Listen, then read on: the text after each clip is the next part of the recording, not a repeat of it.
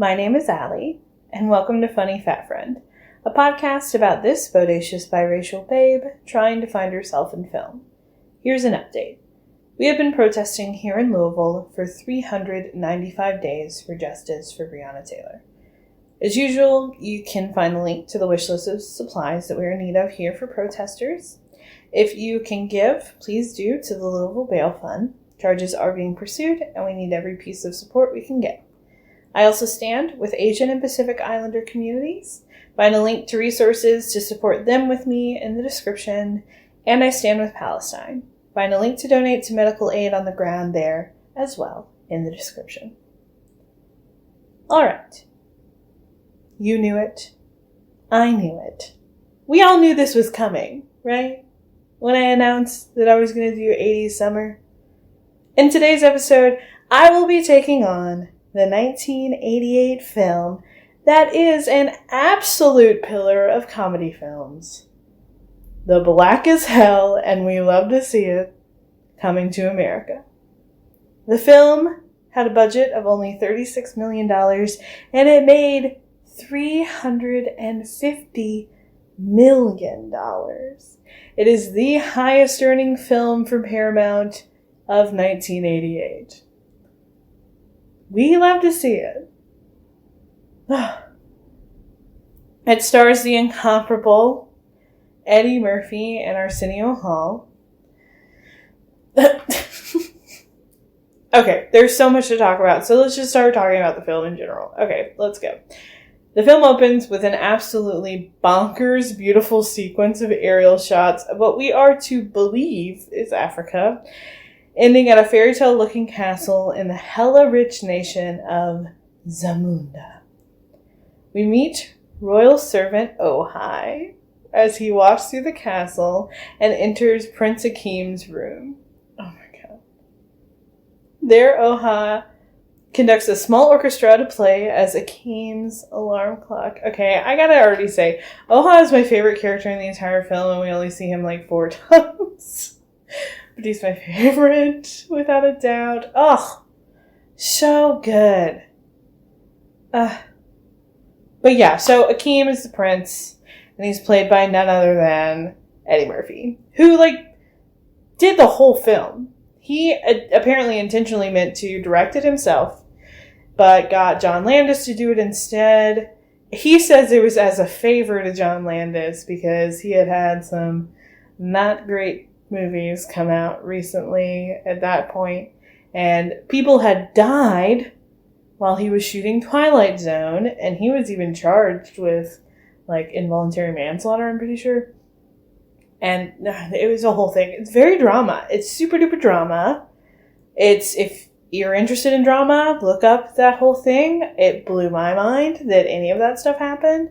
Also, I think John Landis is a bad guy, so fuck this guy. This is an Eddie Murphy production, exclusively in my mind. Fuck that guy. Okay, cool. Back to it. So Eddie Murphy is our star, playing Prince Akeem. He is woken up by an orchestra in his bedroom. He is... Is Eddie Murphy, the most important male actor of, the 80s and 90s? To me, I feel pretty confident saying that. To me, I think he is. But of course, that's I'm black, so I think that matters. But also, just objectively, I think Eddie Murphy was he was fucking everywhere. Yeah, even more so than Jim Carrey. Jim Carrey started popping off in the 90s, I think. But yeah, pretty much. I guess there was Chevy Chase, but then he dropped off kind of too. I'm going to give it to Eddie Murphy. Go ahead and talk to me about it if you want to. You're not going to change my mind, I don't think. But yeah, Eddie Murphy. Most important actor of the late 80s and 90s. Okay. We find out that it is Akeem's 21st birthday. And he is just led everywhere in the castle by beautiful women who drop rose petals for him to walk on.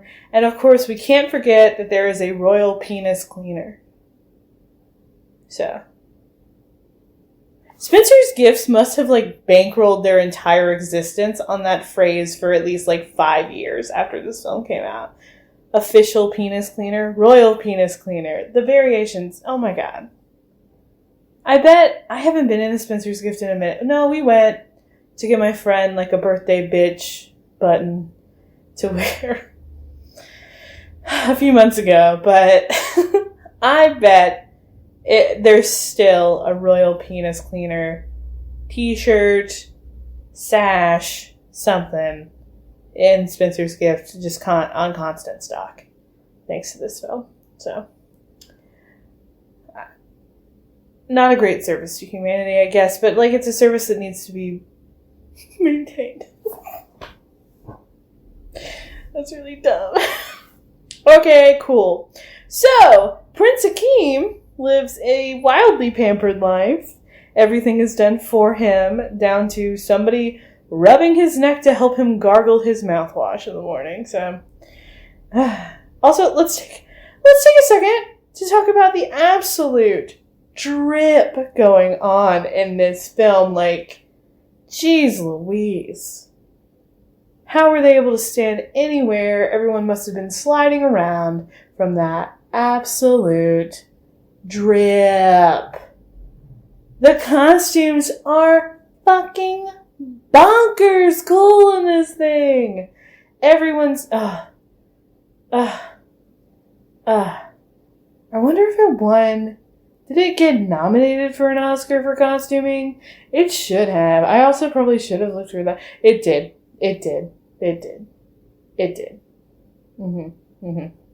Yeah. Yeah, it was nominated. It was nominated for Best Costume Design and for Best Makeup. Okay, great. We love that. We love to see it. Good job, Oscars, for once. But yeah, it deserved it. Oh my god, they're so cool. I would wear everything all the time. Even, like, I was gonna jump ahead, but I'll just say it when I get there. Okay, great. Okay, so yeah. So they all look amazing. It's dope as hell. Okay, back to the story. Prince Akeem joins his parents for breakfast and is mopey because luxury is mundane. And the king and queen are played by James Earl Jones, who is Mufasa, as we all know, correct? That's how I know who James Earl Jones is. That was my first introduction. And the queen is played by Madge Sinclair, who plays Sarabi in Lion King as well. So yes, did you all know that? The Lion King is just coming to America with the idea of Hamlet peppered in. And it's fucking iconic. I love it. It's so sick. Okay, we also meet Akeem's best pal, Simi, played by Arsenio Hall, who is very about the Lux life. He's like his foil. It's great. Super fun. Okay.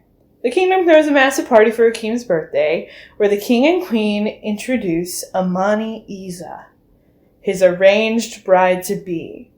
And if you have not seen this film, but are listening to this podcast, or even if you have, like, stop it. Stop this I'm telling you to stop the podcast. Go and watch this introduction sequence right now on YouTube. You can find it on YouTube. And just relive the majesty that is this, like, 5 minutes. I don't even know if it's 5 minutes. Maybe just be, like, 4. Because this matters. Please. I'll give you a moment to get situated.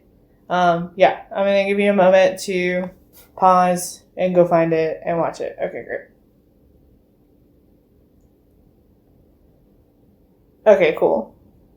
Wasn't that fucking sick? Isn't that fucking dope? Wasn't that worth the time? It's worth it. That shit was sick. Did you know that Paula Abdul fucking choreographed that? It was little Paula Abdul. Little dances with cats. Paula Abdul. At the time, she was a choreographer for Janet Jackson when she got this fucking job. Hot damn. Oh. Yeah, I think that sequence is like one of the greatest things we have to offer as people. I hope that's what the aliens see. Are we beaming that into space? Aren't we beaming stuff into space for aliens? This is an alien podcast now. We're beaming into space stuff, and it's definitely this scene from Coming to America should be on that 24 alien news cycle that we have beaming out. Cool. All right. Woo!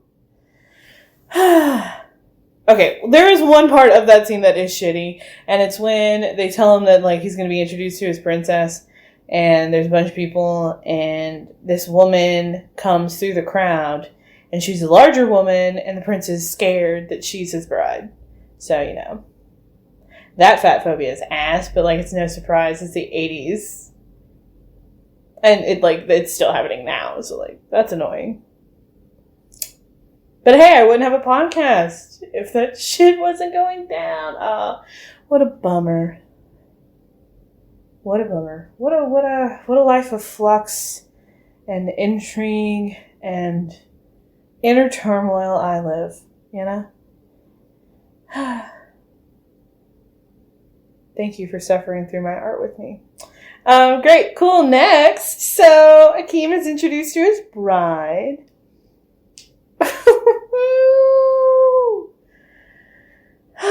And Oha gets his moment in the limelight for this one. I hope that the video you watched also included this immediately after it. But yeah, he sings an a cappella ballad. Which, like, is consistently, like, one of the hardest times I've ever laughed. This film has at least two moments that every time I watch it, I have to, like, pause the movie to laugh. Because I'm just laughing too hard and I can't, like, keep paying attention and I don't want to miss anything. And this is one of them when Oha sings the love ballad a cappella as this woman comes through the crowd. And then we'll get to the second and I'll let you know. But it's so gorgeous. It's really lovely, and it's just the best. Okay. So he meets this princess, and it turns out that she's extremely subservient. Like, she barks like a dog and hops on one foot at his command.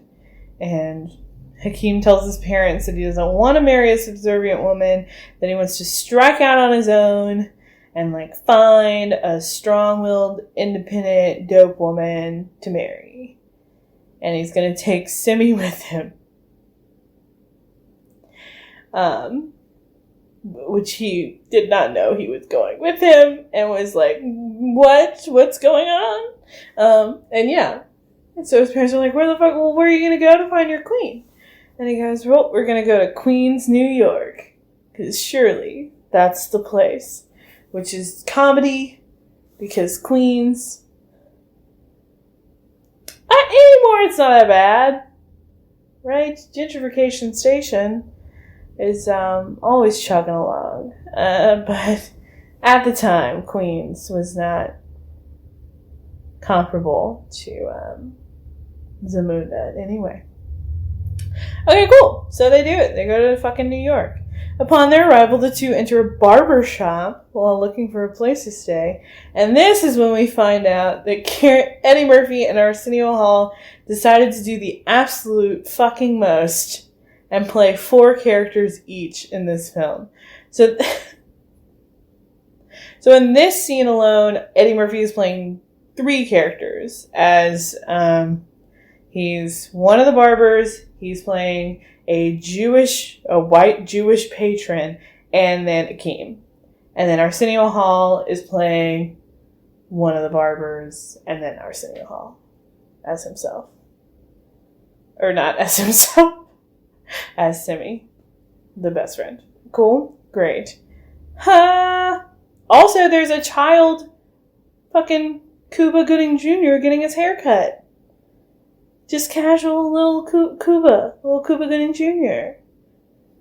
It's great. I think it's great. I don't know. Is he bad? He might be a bad guy now. I don't know. I haven't kept up with him since Snow Dogs, so it could have gone either way after that one. Okay, great. But we have a very fun banter scene with Eddie Murphy. And it's truly something else. And the two of them meet the landlord of the building, and they rent a very shitty little apartment from him. There's like a chalk outline of a body on the ground, and also a chalk outline of a dog on the ground, and it's very sad. So after they find a place to stay, they decide to go to the club, and they change into some more American apparel, as opposed to their royal garb, and they're wearing just the best sweaters. God, the 80s had the best fucking sweaters. I really would like to build an 80s sweater collection, and I think I would be a goddamn icon. Man, anybody point me in the direction of some good 80s sweaters. If you ever see them, hit me up. Slide into my DMs with them. I need them. I need them all, I think. I have like one. Something was happening. Something was really happening in the sweater game in the 80s, and I want to know what it is and why we lost that magic. And we need it back. All right, great. So yeah, the boys get in their sweaters. And then go to a nightclub to get their search on for some wifeable honeys. And the first woman they approach looks gorgeous in her extremely prominent shouldered pantsuit. It looks great. I miss women looking just like triangles. It's the best. It's so sick. I love a prominent shoulder. It's lit. Okay, yeah, so they meet a gorgeous woman right away, and they're stoked. And she said, and Akeem sits down next to her, and she smiles real big, and she goes, I've got a secret. I worship the devil. And that's the second time that I have to pause the movie and laugh, because it's just fucking hilarious. For some reason, I forget about it happening every time. I never see it coming, and it's amazing. And I just lose it. I just cry in laughter. This entire scene is pretty phenomenal. I think it's probably this scene is the best thing the film has to offer, but it's still a great film. So it's like, wow, this scene is special. No, it's not the best scene. That dance sequence. There's a lot. There's a lot to cherish. There's a lot to be beamed to the aliens in this one. All right. So we get a montage of various single women. One pair of formerly conjoined twins. We get another pair of beatboxing raptress twins. And the piece de la resistance of Arsenio Hall in drag as a woman who would like to tear them both apart. Honestly, Arsenio is a gorgeous woman. She's a woman. And she's powerful. And should be cherished. And it's enjoyable because the drag is so well done that it's not like, the joke isn't, this is a man in a dress. At least it doesn't seem that to me, which is such a shitty joke because it's not a joke. Just putting a man in a dress, it's not funny. Right? But no, it's his character, this sexy, sultry, oversexed. He could have been like in Sex and the City. I don't know the characters. There's a super sexy one, right? And it's like that. Sure. I don't know. Why people? Let me know. Is that right? One of them is like that, I promise, probably. Great. So it's good and enjoyable, and I like it. Woo! So yeah, the club comes up as a bust, but then the two attend a local pageant being put on for Black Awareness Week, and it's hosted by Reverend Brown, who is played again by Arsenio Hall. That's his fourth character. Yes, it is. He plays the woman in the club, and then Reverend Brown, and one of the little barbershop men. Yes, that's 4. And he has The musical guest is Sensual Chocolate, fronted by Randy Watson, who is played by Eddie Murphy as his fourth character. These are iconic. They're iconic. At the event, Akeem meets Lisa McDowell, who is smart and gorgeous, and everything he's looking for in a wife. Lisa's father owns McDowell's, a fast food restaurant eerily similar to McDonald's, but definitely not the same thing. Wink, wink. Because she works there, Akeem promptly has Simi and himself go interview for jobs. And they pretend to be foreign exchange students who are poor. They come from a family of goat herders. And they don't do great in the interview. But while they're there, a man comes into the restaurant with a gun. And it's low-key Samuel L. Jackson. It's wild. Samuel L. Jackson comes in and tries to hold up the McDowell's. But he's put on his ass by Akeem and Simi because they are both martial arts champions. Because that was something they would casually do together in Zamunda. So yeah, they beat his ass. And Cleo's like, hell fuck yeah, you guys work here forever, you're my new favorites. Simi is real upset because he's all about that life of luxury. And Cleo, Lisa's dad, who owns McDowell's, has them mainly on, like, custodial duty and stuff like that. Akeem is fucking stoked. Akeem is pleased as punch, my guy, because it gives him the opportunity to talk to Lisa. And he's a total goober. It's very wholesome. But he works really hard. He even gets Employee of the Month. And we also, at McDonald's, meet Lisa's boyfriend, Daryl Jenkins. He's the heir to the Soul Glow dynasty, which is essentially just Jerry curl dupe, like, just very shaped and shiny curls that ooze real fuckboy energy. This guy sucks, but he's real pretty. Ain't that just the way? Cleo, the boss and Lisa's dad, hires Simi and Akeem as waiters for his dinner party that he's throwing, where Daryl's parents, the king and queen of Soul Glow, will be attending as well. It's very bougie. At the party, Akeem and Lisa have very sweet and endearing combos. It's very wholesome, while Simi gets fucking pursued hardcore by Lisa's younger sister, Patrice. Homegirl goes after what she wants. I respect it. Things seem to be going pretty well until Daryl, being a little jealous, ignorant boy, decides to announce to everyone at the party that he and Lisa are engaged, even though she didn't agree to it. So, Lisa breaks up with Daryl, and she agrees to go on a date with Akeem. It's a very fast turnover, but whatever, respect. Do what you want to do. So things are coming up for Akeem. He has enjoyed getting to live a more humble life, but Simi is not fucking having it and decides to upgrade their apartment with tons of luxury items, including a ridiculous massive hot tub and all kinds of cool shit. And while taking Lisa out on their date, Akeem brings her back to the apartment, but since it's now decked out with all this shit, he has to end the date abruptly. But Lisa's understanding, thinking it's just because he's embarrassed of, like, where he lives. It's nice of her. Akeem then cuts Simi off financially and gives away all their nice things and switches apartments with the landlord, so they're back in a shitty little apartment. Simi, being the bitch that he is, sends a telegraph to the king saying they are in desperate need of money and to please send them help. Meanwhile, Lisa's dad is not stoked that she has left Daryl, the Soul Glow prince, and is dating Akeem because he's poor, and she should be with someone who can support her financially, not be poor.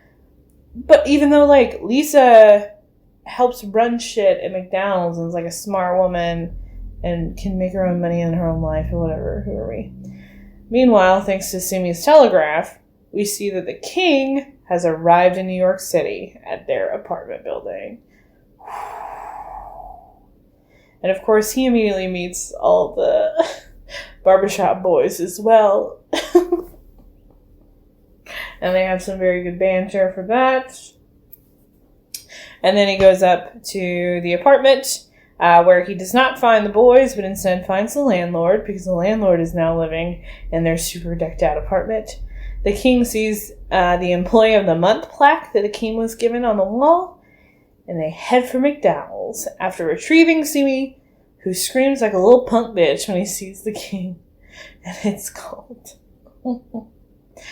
That's great. But they actually send Simi like back to their hotel. He's like, we're going to keep you in the hotel because you've been terrible. And it's like a really nice hotel and it's luxury. And so he's like, what? Oh my God. Thanks. Akeem finds out that his father is in town and he and Lisa go to her house to chill out. And he doesn't tell her what's happening. Cleo, the dad, meets the king at McDowell's and invites them over and is just hype as hell when he finds out that Akeem is a prince to an extremely rich nation. When they all arrive at the house, Lisa finds out that Akeem has been lying to her about his family and background. She becomes super upset, which is very fair. He tries to explain that he lied to her to make sure that she fell for him for who he was as a person and not for his riches. But she's still upset because she never cared about, like, riches. So it wouldn't have mattered if he was, like, he should have just been honest with her. But he tells her that he would even give up his claim to the throne and ask for her hand in marriage. But of course she refuses because how can she trust him? And oh my God, they've been on like one date. So yes, rejected.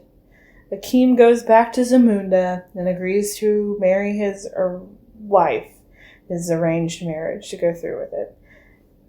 The queen finds out about how much Akeem loved Lisa and straight up chews out the king for being too damn traditional and ridiculous.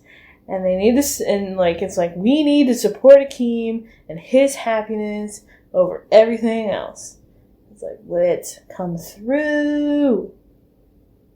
It's already wedding time though, and we have a very heartbroken and sad Akeem prepared to marry his arranged bride. It's a very lavish and gorge processional as his bride makes it to the altar. They remove her veil.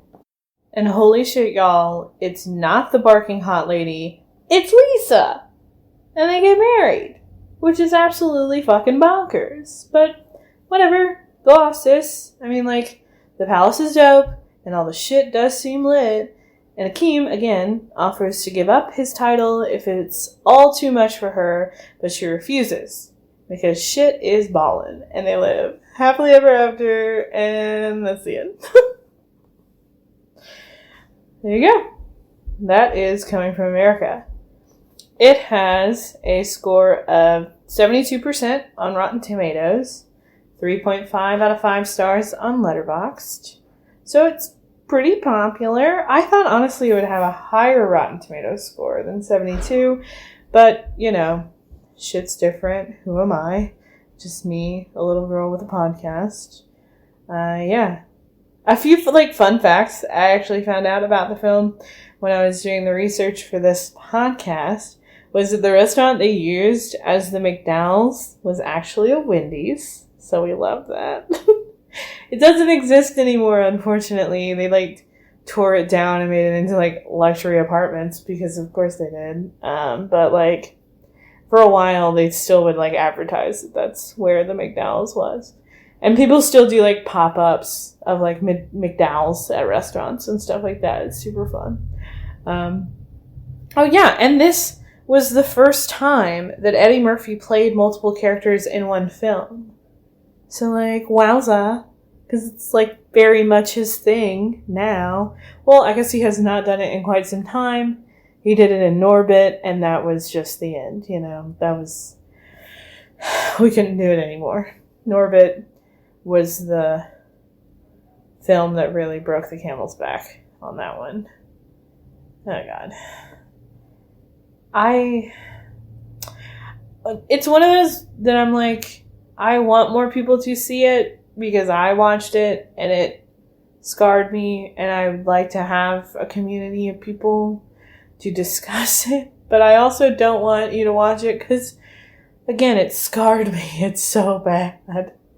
It's like Norbit, and not as bad. Norbit, I don't think, is as bad as Don't Mess with the Zohan, but they both are in the same tier for me of terror. So do with that what you will, information-wise. Okay, so do I relate to coming to America?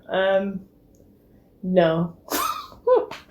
I don't, which kind of like, well, no, I don't know that I should anyway. Like, right? I'm not rich, looking to fall in love, and I don't identify with Lisa pretty much at all.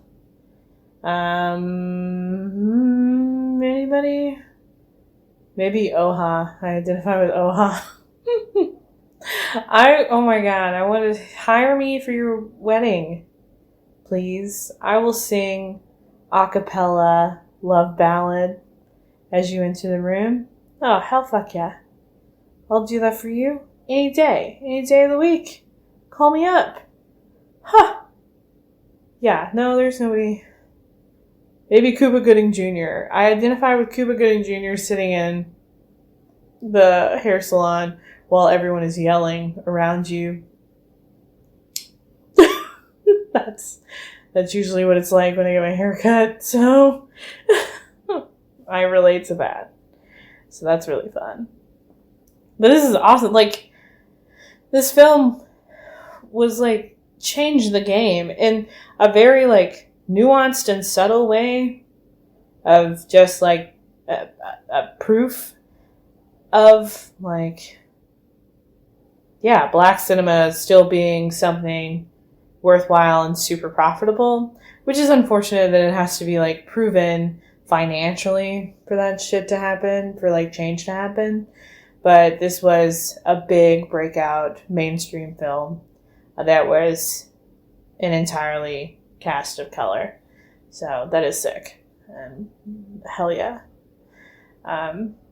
Cool. I highly recommend watch Coming to America if you haven't. I have seen the sequel, and it was a really good time. I had a lot of fun. It definitely wasn't necessary at all, but I thought it was a really lovely, like, homage and super fun cultural moments in it. And I miss Eddie Murphy, so it was fun to have him back. Yeah. Sweet. That's Coming to America. Sorry that this has taken longer for this one to come out. I just transitioned jobs. I'm putting on a one-woman show. It's all very a lot. Oh, watch my one-woman show. I'll put the link to the tickets in the description as well. It's pay what you can, so don't let finances get in the way if that might be an issue for you. It's literally pay what you can. Like, if you can afford to throw $5 at it, do that. If you can afford to put no dollars at it, do that. This is all about accessibility. Yeah, it's like, watch it. I'm super nervous about it. I hope you enjoy it. I hope it goes well. I don't know if it will, but I appreciate your support anyway. And I hope it's enjoyable. Tell your pals. Feel free to share, please, and thank you. There's the posters on all of my social media stuff, so go for it. Share it if you will. I love ya. Yeah, okay. Next, keep sending me suggestions, please, because I don't know what I'm going to do next. I look at the suggestions that are being sent, and then I kind of just, like, close my eyes and point. So help me. Great. I'll talk to you next time. Hopefully it'll be sooner than this one. I think it will, since my one-woman show should be like completely finished by the time this comes out.